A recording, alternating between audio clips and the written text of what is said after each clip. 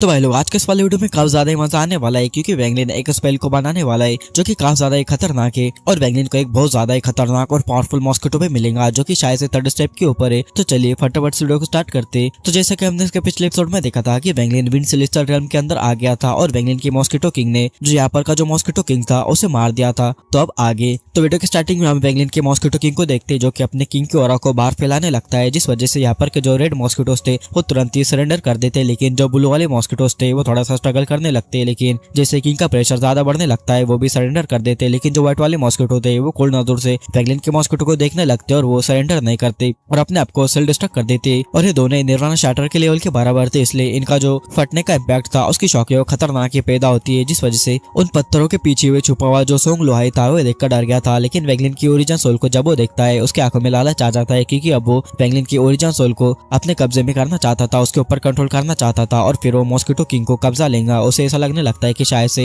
ये बंदा मारा गया होगा और जो मॉस्किटो किंग है उसके अंदर उसकी गलती से ओरिजिन सोल वगैरह चली गई होंगी और अगर वो वैंगलिन की सोल को कंट्रोल कर लेता है तो बाकी सभी मॉस्किटोस भी उसके कंट्रोल में आ जाएंगे। और तभी हम वैंगलिन को देखते हैं जो कि सभी मॉस्किटोस को इस शॉकवेव से दूर लेकर चला जाता है। और तभी हम सोंग लियाई को देखते हैं जो कि अपने एंड से एक सील बनाता है और ये जो बंदा था इसकी cultivation mid stage nirvana shatter की थी, जिस वजह से उसे लगता था कि वो वैंगलिन को आसानी से निपटा देगा। और तभी उसके पीछे सन एंड मून मार्क अपेयर हो जाता है और ये बंदा साइलेंट सोल से था, जिस वजह से इसके अटैक सोल के ऊपर थे और तुरंत ये वैंगलिन के ऊपर अटैक करने के लिए चार्ज हो जाता है। और वैंगलिन ने इसे पहले ही सेंस कर लिया था और वैंगलिन उसकी तरफ देखकर बस अपने हाथ का एक व्यू करता है, जिस वजह से एक स्टॉर्म बन जाता है और ये बंदा उससे हिट हुआ काफी पीछे उड़ा हुआ चला जाता है। और ये बंदा ये देख पाता है कि वैंगलिन ने जो वोर्टेक्स उसकी तरफ फेंकर मारा था उसके अंदर लॉ की पावर थी और पावरफुल दाव का इंटेंट भी था और ये देखकर उसकी डोमेन तक हिल गई थी। और तभी बाकी के मॉस्किटो बेस्ट वगैरह जो थे उसे पूरी तरह से घेर लेते हुए देखकर जो सोंग लोहाई था वो डर के मारे कांपने लगता है और वो चिल्लाते हुए वैंगलिन से बोलने लगता है कि उसे गलती हो गई, फेलो कल्टिवेटर मुझे माफ कर दो, मैं साइलेंट सोल सेट का एक गिल्डर हूँ, अगर आप इस बार मुझे जाने देते हो तो मैं ये कभी नहीं भूलूंगा, मैं आपका एहसान हमेशा याद रखूंगा। और तभी सीन चेंज होता है और हमें रैंकेड रीजन के अंदर एवरलास्टिंग सेट के पास दिखाया जाता है जहाँ पर के एक बहुत बड़े कॉम्पिटिशन चल रहा था। हजारों कल्टिवेटर्स वहाँ पर गैदर हुए थे और वहाँ पर ओरिजिन सेट के सिर्फ 10 ही लोग आए हुए थे जो कि बैठे हुए थे और काफी ज्यादा उदास थे। और लुआन फे वहाँ से जाने लगती है, लेकिन तभी लू यिंगजी नाम का एक बंदा वहाँ पर आ जाता है और ये जो लू यिंगजी था एक काफी ज्यादा हरामी बंदा था क्योंकि ये कल्टिवेशन फर्नेस के मेथड यूज करता था। और तभी वो लुआन फे से बोलने लगता है क्या है वही लुआन फे जो कि रैंक 5 रीजन के अंदर टॉप ब्यूटी माना जाता है और ओरिजिन सेक्टर अब खत्म होने वाला है, तो तुम मेरे सेलेस्टियल म्यूजिक सेक्टर में आ सकते हो। लेकिन ये देखकर जो लुआन फे थे उसे गुस्सा आने लगता है, लेकिन वो कुछ नहीं कर सकती थी क्योंकि ये जो लियंगजी था रैंक 6 के सेलेस्टियल म्यूजिक सेट का एक डिसाइपल था और उसके कनेक्शन एवरलास्टिंग सेट के एक पावरफुल एल्डर लू से भी थे जो कि पीक निर्वाणा शैटर लेवल पर था, इसलिए सभी लोग उससे डरा करते थे। लेकिन तभी लुआन फे उससे गुस्से में बोलने लगती है कि अभी हमारा ओरिजिन सेट डिस्पेंड नहीं हुआ है और बोलकर वो वहां से जाने लगती है। लेकिन तभी ये बंदा फिर से उसका रास्ता रोक देता है, लेकिन तभी पर्पल दाव सेट का लुइन कॉन्ग वहां पर आ जाता है और वो लुआन फे को सपोर्ट करने लगता है और बोलने लगता है कि अगर ओरिजिन सेट डिसबैंड भी हो जाता है तो जो लुआन फे वो हमारे सेट के अंदर आ जाएंगी। और जो ये लुइन कॉन्ग था उसने जब वैंगलिन से दाव डिबेट की थी जिस वजह से उसका कल्टिवेशन भी बढ़ गया था, इसलिए वो लुआन फे को सपोर्ट करे जा रहा था। और तभी लुइन कॉन्ग इस लू यिंगजी से बोलने लगता है कि अगर ब्रदर लू यहाँ पर रहते ना तो तुम्हारी औकात भी नहीं रहती इसी बोलने की, और अगर वो यहाँ पर आ जाए ना तो ये जो ओरिजिन सेट है वो सिर्फ बचेगा ही नहीं बल्कि सबसे टॉप का ब्रांचेड बन जाएगा। तो देखकर लू यिंगजी बोलने लगता है कि ये ब्रदर लू कौन है। तो देखकर लुइन कॉन्ग गुस्से में उससे बोलने लगता है कि तुम चुप रहो, तुम्हारी हिम्मत भी कैसे हुई कि तुम ब्रदर लू का नाम ले सको, और अगर वो यहाँ पर आते ना तो तुम्हें एक चीटी की तरह मसल देते। तो देखकर जो लू यिंगजी था उसके एक्सप्रेशन ग्लूमी हो जाते और वो लुइन कॉन्ग को गुस्से में देखने लगता है क्योंकि उसे याद था कि 1000 साल पहले इसी पर्सन ने उनके रैंक 6 रीजन के सेलेस्टियल म्यूजिक सेट को चैलेंज किया था, यानी कि इसी बंदे के सेट को चैलेंज किया था। भले उसमें वो हार गया था लेकिन उसने काफी नाम कमाया था और लुइन कॉन्ग को काफी बड़े बड़े और मॉन्स्टर्स भी एडमायर किया करते थे।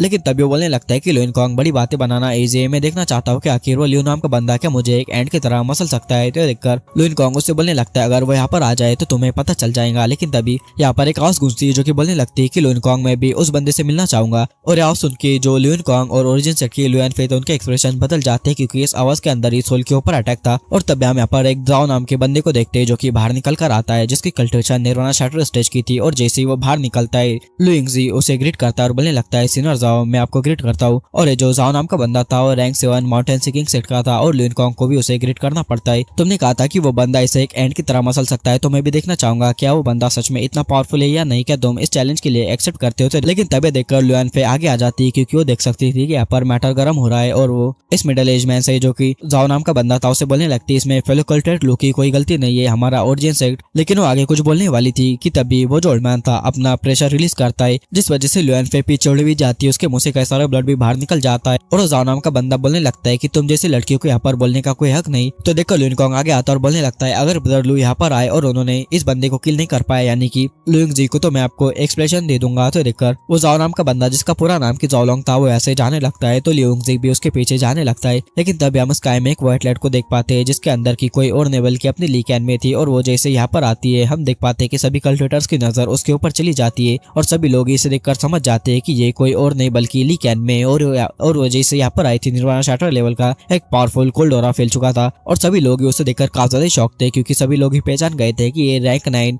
अनब्रेकिंग सेट की ली कैन में। और कुछ कल्टिवेटर बोलने लगते हैं ये तो जो बीस्ट टाइड आई थी वहां पर फाइट करने के लिए गई थी ना, और ऐसा कहा जाता है कि जब तक बीस्ट टाइड खत्म नहीं होती डीमन सेक्ट वहां से किसी को भी बाहर जाने की परमिशन नहीं देता। तो ये ली कैन में वहां से कैसे आ गई। और देखकर जो जाओ नाम का बंदा था वो भी सीरियस हो जाता है, क्योंकि ली कैन में का स्टेटस उससे कई ज्यादा ऊपर था और साथ ही कल्टिवेशन में भी वो उससे कई ज्यादा पावरफुल थी। और तभी यहाँ पर हम एवरलास्टिंग सेट के एक एल्डर फेंगाई को देखते हैं और वो तुरंत ही अपने बाकी एल्डर्स और डिसाइपल के साथ ली कैन में को ग्रीट करने के लिए उसके पास चला जाता है और बोलने लगता है फेलो कल्टिवेटर ली, आपका यहाँ आना हमारे लिए ऑनर की बात है और मेरा नाम फेंगाई है और एवरलास्टिंग सेट के बाकी के मेंबर से। और फेंगाई फिर उससे बोलने लगता है कि आप अभी बीस्ट टाइड से आइए तो प्लीज हमारे प्रिपेयर गए रेस्ट एरिया में रेस्ट करिए। लेकिन ली कैन में वो जो एल्डर फेंगाई थे उससे बोलने लगती है रैंक 5 ओरिजिन सेट क्या कंपटीशन में आया है। तो देखकर फेंगाई शॉक रह जाता है, लेकिन फिर वो बताने लगता है कि हाँ वो आया और वो जहाँ पर थे उसकी लोकेशन ली कैन में को दे देते। तो ली कैन में भी उधर की साइड जाने लगती है, जिस वजह से तो सभी कल्टिवेटर हैरान हो गए थे और एवरलास्टिंग सेट के जितने भी मेंबर्स वगैरह थे वो भी शॉक थे और सभी कल्टिवेटर्स उधर की तरफ भी देखने लगते। और तभी हम ली कैन में को देखते हैं जो कि वहां पर आ जाती है जहाँ पर की ओरिजिन सेट था। लेकिन काफी सारे कल्टिवेटर्स फ्लाई करते हुए ली कैन में की तरफ जा रहे थे। तो देखकर एक निर्वाणा शाटर का काफी पावरफुल एल्डर जो कि एक रेड एयर में था गुस्से से सभी को चिल्लाते हुए बोलने लगता है कि कोई भी फ्लाई कर आगे नहीं जाएगा। और हम ली कैन में को देखते जो कि लुएनफे के पास जाने लगती है, लेकिन तभी ली युंगजी उसके सामने आ जाता है और बोलने लगता है लेडी ली 100 सालों के बाद हम मिल गए। लेकिन ली कैन में उसे ज्यादा ध्यान नहीं देती और उसे इग्नोर करते हुए आगे चली जाती है और इस बंदे की गजब बेइज्जती हो जाती है। और वो जो जाओलोंग नाम का बंदा था वो भी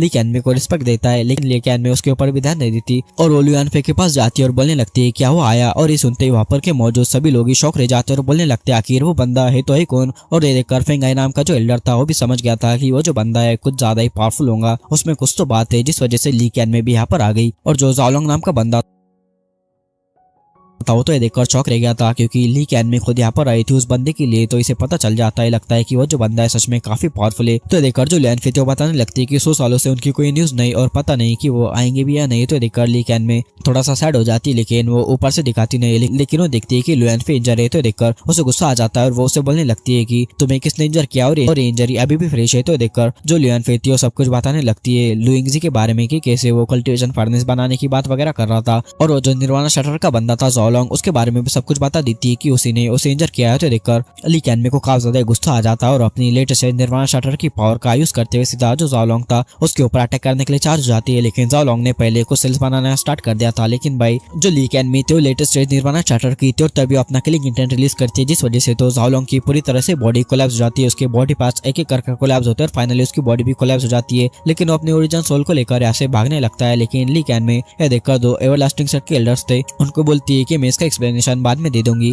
और जो लियोंगजी था उससे ली कैन में बोलने लगती है कि तुमने उसे चैलेंज किया था तो मैं वो जब तक नहीं आता तब तक तुम्हें किल नहीं करूंगी, तो मैं उससे फाइट करने का मौका दूंगी और अगर वो नहीं आता तो तुम मारे जाओगे। तो देखकर जो लियोंगजी था वो काफी ज्यादा शौक रह जाता है और वो डर भी जाता है। लेकिन तभी ये सब कुछ देखकर जो एल्डर फेंगाई थे वो काफी ज्यादा शौक थे और तभी वो लुएनफे से बोलने लगते है कि आखिर तुम्हारे अंकल मास्टर कौन है। तो देखकर जो लुएनफे थी वो बताने लगती है कि 100 सालों पहले उन्होंने मुझसे प्रॉमिस किया था कि वो जरूर आएंगे और हमें उसी पर्सन यानी कि वेंगलिन को दिखाया जाता है। इस टाइम पर वेंगलिन के पास 5000 रेड मॉस्किटोज का बेस्ट का झुंड था और ये सभी वेंगलिन के मॉस्किटो बेस्ट की एक आर्मी बन चुकी थी। और हम वेंगलिन को देखते जो कि उसके मॉस्किटो किंग के ऊपर बैठा हुआ था और बड़ी स्पीड में फ्लाई कर इनर पार्ट में जाया जा रहा था और वो सोचने लगता है कि उसने जो ओरिजिन सेट से प्रॉमिस किया था उसे जल्दी वहां पर जाना पड़ेगा। और वेंगलिन जैसे जैसे आगे जाता है वेंगलिन को उतनी ज्यादा विंड देखने के लिए मिलती है और वेंगलिन को आगे कोलैप्स लैंड भी नजर आने लगते और वेंगलिन थंडर सेलेस्टियल रेल्म और साथ ही रेन सेलेस्टियल रेल्म के अंदर भी गया था। लेकिन वेंगलिन ये देखकर शौक था कि ये मिड सेलेस्टियल रेल्म ज्यादा कोलैप्स नहीं हुआ है, मतलब कि ये ठीक ठाक था और जो बाकी के सेलेस्टियल रेल्म्स थे वो कुछ ज्यादा ही कोलैप्स हुए थे। और वेंगलिन ऐसे आगे जा ही जा रहा था कि तभी उसके सामने एक जायंट स्टोन गेट आ जाता है जो कि एंशिएंट ऑरा से भरा हुआ था और वो देख पाता है वो टूटे हुए एक सेलेस्टियल रेल्म के फ्रेगमेंट के ऊपर था और वेंगलिन उसे देखता है तो वेंगलिन एक अलग स्टेट के अंदर चला जाता है। जैसे कि ये जो गेट है उसके अंदर वेंगलिन इमेज हो गया और एक मोमेंट के लिए वेंगलिन को ऐसे लगने लगता है टाइम काफी ज्यादा फ्लो हो रहा हो और ये जो गेट था वेंगलिन को हेवन डिफाइंग बेट का जो गेट था उसी की तरह नजर आने लगता है। और तभी वेंगलिन जो मॉस्किटो बेस था उसके ऊपर से जंप कर देता है और सीधा वो जो स्टोन गेट था उसके पास जाने लगता है और वेंगलिन जैसे जैसे उसके पास जाता है वैंगलिन को वो फीलिंग और ज्यादा आने लगती और तब वैंगलिन गेट के सामने जाता है और उसे अपनी डिवाइन सेंस से देखने लगता है। वैंगलिन जब अपनी डिवाइन सेंस से उसे देखने लगता है वैंगलिन को ऐसा लगने लगता है जैसे कि वो जो गेट है अब गायब हो गया और वो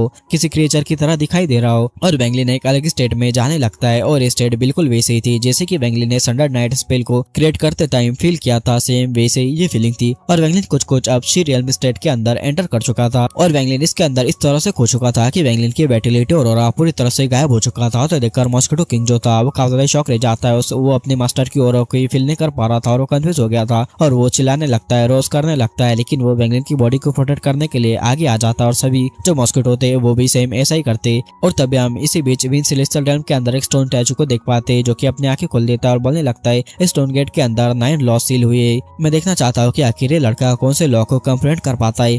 और वैंगलिन ये जो गेट था उसके साथ एक तरह से फ्यूज हो गया था और तभी हम वैंगलिन को देख पाते जो सेलेस्टियल रेल्म की यानी कि इस विन सेलेस्टियल रेल्म की जो भी हिस्ट्री थी उसे वो देखने के लिए मिलती कि कैसे ये गेट बना था। और हमें यहाँ पर एक वॉइस सुनाई देने के लिए मिलती कि एंशिएंट सेलेस्टियल रेल्म का ऑर्डर है कि तुम यहाँ पर एक सेलेस्टियल गेट को फिक्स करो ताकि एंशिएंट सेलेस्टियल्स का तुम उनके अंदर से वेलकम कर सको क्योंकि विन सेलेस्टियल रेल्म के अंदर एक डिजास्टर आने वाला है। और तभी वो वॉइस बोलने लगती कि ईस्टर्न माउंटेन उठाओ और सेलेस्टियल डोर की लेफ्ट साइड को बनाओ। तो यहाँ पर के जो सेलेस्टियल्स थे वो ऐसा ही करने लगते और फिर वो वॉइस बोलती है वेस्टर्न माउंटेन से सेलेस्टियल डोर का राइट साइड बनाओ। तो वो यहाँ के जितने भी सेलेस्टियल्स थे वो ऐसा ही करने लगते और फिर वो वॉइस बोलती है सदर्न माउंटेन से सेलेस्टियल डोर का टॉप बनाओ, नॉर्थ माउंटेन से नॉर्थ लैंड से सेलेस्टियल डोर बनाओ। तो देखकर यहाँ पर कि जितने भी सेलेस्टियल्स थे वो इस डोर को फाइनली बना देते और वो वॉइस बोलने लगती है कि एंशिएंट सेलेस्टियल रेल्म का ऑर्डर है कि जब ये डोर खुलेगा तब सेलेस्टियल डोमेन नीचे आएगा। मतलब कि जो सेलेस्टियल डोमेन के कल्टिवेटर है, एंशिएंट सेलेस्टियल रेल्म के कल्टिवेटर है, वो इस डोर के अंदर से बाहर आएंगे। और तभी हमें दिखाया जाता है कि ये जो विंड सेलेस्टियल रेल्म था उसके ऊपर काला फॉग छा जाता है और उसके अंदर से कुछ अजीब सा होता है। यहाँ के जो सेलेस्टियल्स थे वो एक्सप्लोड होने लगते, जो भी उस ब्लैक फॉग के कॉन्टेक्ट में आते वो मरने लगते और सेलेस्टियल गेट अभी तक ओपन नहीं हुआ था। 40,000 साल बीत चुके थे लेकिन यहाँ के जो सेलेस्टियल्स थे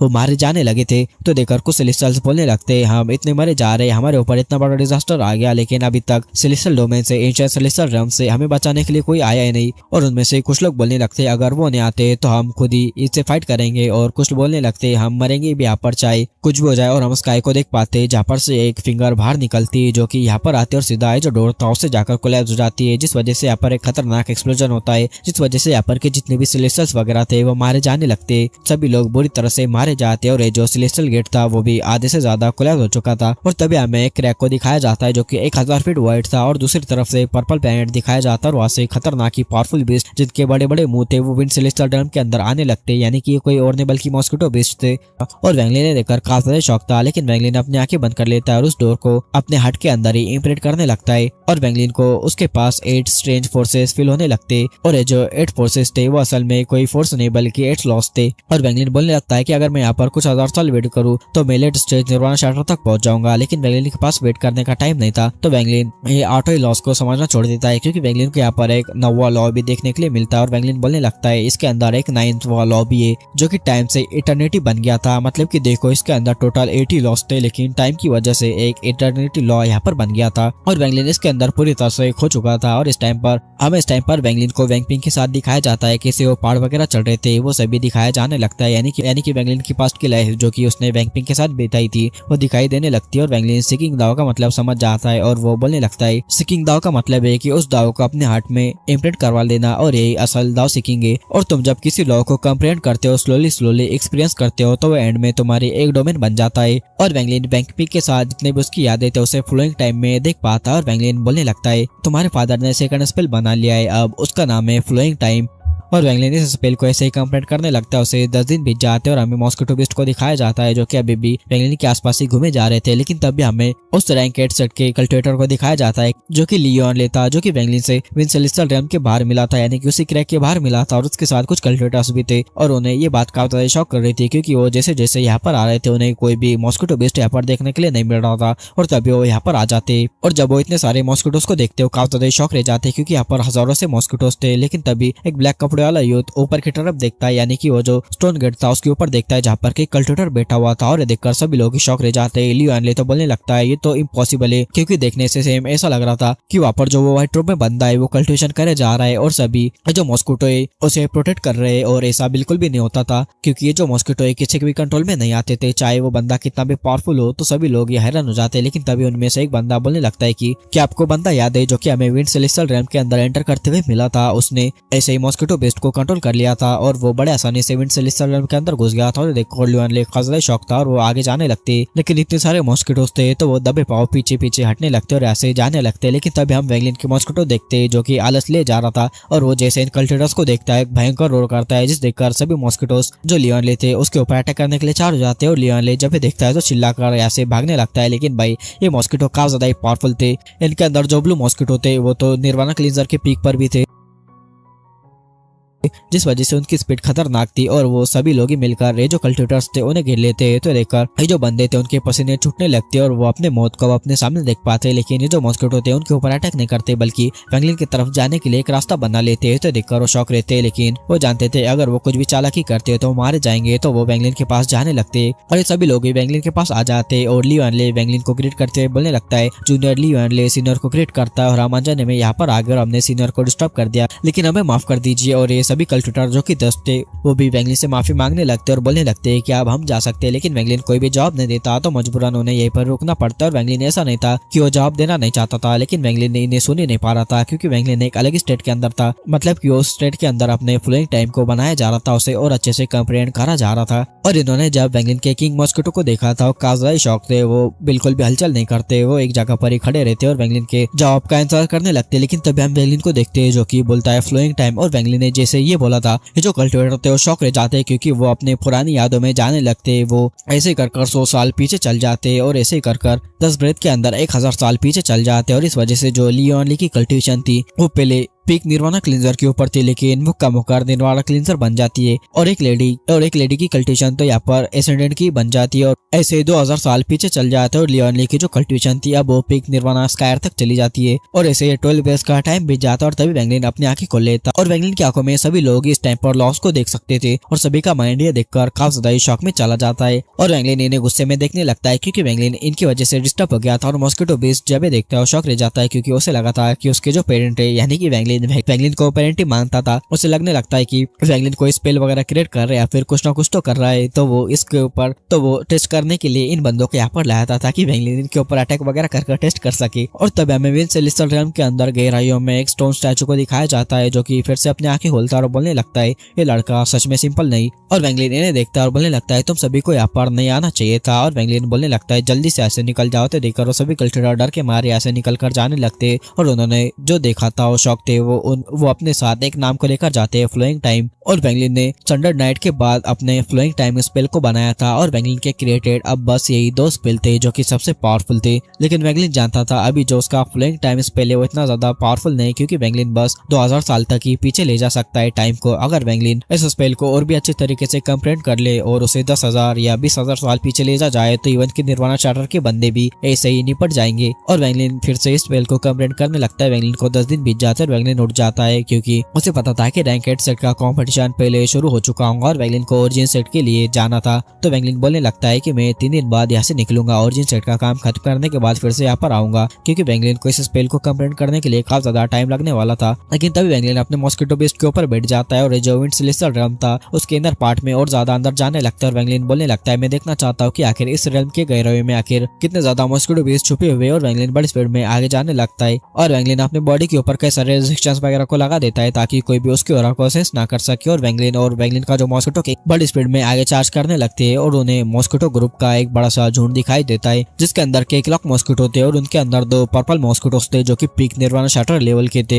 और बिल्कुल हेवंस ब्लाइट तक जाने वाले थे, यानी कि बहुत ज्यादा करीब थे हेवंस ब्लाइट के। और उनके सामने जो भी मॉस्किटो आता रास्ते में आ जाता, जो भी रास्ता नहीं छोड़ता वो मारा जाता। और वैंगलिन जैसे ही आगे जाता है उसे बड़े बड़े 3 कॉन्टिनेंट्स दिखाई देते हैं, जिनके अंदर की और 9 छोटे छोटे कॉन्टिनेंट्स थे जो कि तैर रहे थे और उन्हें गार्ड करने के लिए काफी सारे मॉस्किटोस थे, जिनमें से कुछ रेड मॉस्किटो, कुछ ब्लू मॉस्किटो अंदर और कुछ और ज्यादा मॉस्किटो व्हाइट थे वो अंदर थे और कुछ पर्पल मॉस्किटो वो और ज्यादा अंदर और सेंटर के अंदर गोल्ड मॉस्किटो मौजूद थे। और ये जो कॉन्टिनेंट था लाखों मॉस्किटो से भरा हुआ था, यानी कि यहाँ पर जितने भी कॉन्टिनेंट थे यहाँ पर के बहुत ज्यादा ही मॉस्किटो से भरे हुए थे। और वेंगलिन बोलने लगता है यहाँ पर कम से कम 5 लाख से भी ज्यादा मॉस्किटो से। और वेंगलिन की डिवाइसेस जैसे और ज्यादा आगे जाती है, वेंगलिन को यहाँ पर एक स्पेशल क्रैक देखने के लिए मिलता है जो कि 1 लाख फीट वाइड था। और उसके अंदर वेंगलिन एक 1 लाख फीट जाइंट मॉस्किटो को देख पाता है जो कि आधा अंदर और आधा बाहर था। और ये जो मॉस्किटो था उस क्रैक से अंदर आने की कोशिश करे जा रहा था। और वेंगलिन जब ये देखता है उसके माइंड में जैसे बिजलियां दौड़ जाती है। और ये देखकर तो वेंगलिन का जो मॉस्किटो था वो भी डर जाता है। लेकिन तभी वो जो 1 लाख फीट बड़ा मॉस्किटो था एक खतरनाक की रोर करता है, जिस वजह से वेंगलिन भी डर जाता है। और वेंगलिन का मॉस्किटो भी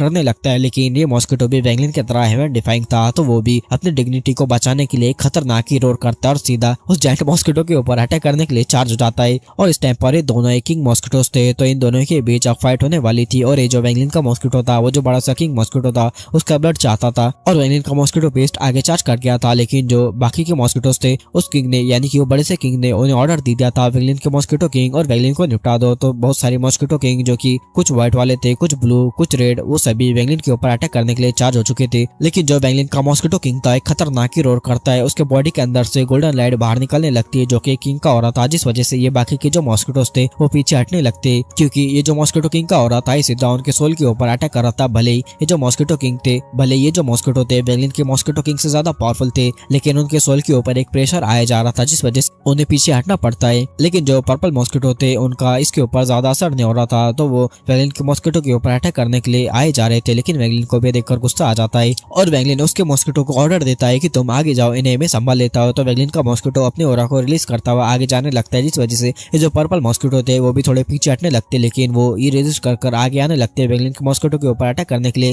लेकिन बाकी वगैरह जो मॉस्किटो जितने भी थे वो वेंगलिन के मॉस्किटो के ओरा की वजह से ही पीछे हटे जा रहे थे। और वेंगलिन का मॉस्किटो सीधा वो जो बड़ा सा मॉस्किटो था उसके ऊपर चार्ज कर गया था। और वेंगलिन अपने एंशिएंट गॉड बॉडी में आ जाता है, अपनी पावरफुल एंशिएंट गॉड बॉडी को एक्टिवेट कर देता है और हजारों फीट जितना बड़ा हो जाता है। और वेंगलिन इस टाइम पर अपने स्पेयर को भी बाहर निकाल देता है जो कि बड़ा हो जाता है। और इस टाइम पर वेंगलिन वो जो पर्पल मॉस्किटो थे जो कि पीक निर्वाणा शाटर स्टेज के थे, लेकिन वो कोई कल्टिवेटर की तरह कोई स्पेल वगैरह यूज नहीं कर सकते थे, जिस वजह से वेंगलिन अपने ट्राइडन से बड़े आसानी से उन्हें निपटाने लगता है। बस वेंगलिन अपने ट्राइडन को घुमाता और उनके ऊपर अटैक कर देता, जिस वजह से वो मारे जाने लगते। लेकिन वेंगलिन के ऊपर कई सारे मॉस्किटोस अटैक करे जा रहे थे, जिस वजह से वेंगलिन अपने सभी स्पेल्स को यूज करने लगता है। समंदर रेन वगैरह जो भी बायफैन के स्पेल्स वगैरह थे उन सभी को यूज करने लगता है। लेकिन जैसे अपना मॉस्किटो किंग नीचे जाने लगता है, वहाँ पर जो गोल्डन मॉस्किटो किंग थे वो अपने मॉस्किटो किंग के ऊपर अटैक करने के लिए चार्ज हो गए थे। लेकिन जब मॉस्किटो किंग ये देखता है खतरनाक की रोर करता है, जिससे तो हेवन सा हिल जाता है और तभी उसके बॉडी के अंदर से टूटने की आवाजें आने लगती है। और तभी उसके बॉडी के अंदर से इस टाइम पर अब रेड ब्लड बाहर नहीं निकल रहा था बल्कि गोल्डन ब्लड बाहर निकल रहा था। और तभी उसके पीछे खतरनाक की मॉस्किटो का शैडो बन जाता है, यानी कि बड़ा सा मॉस्किटो का शैडो,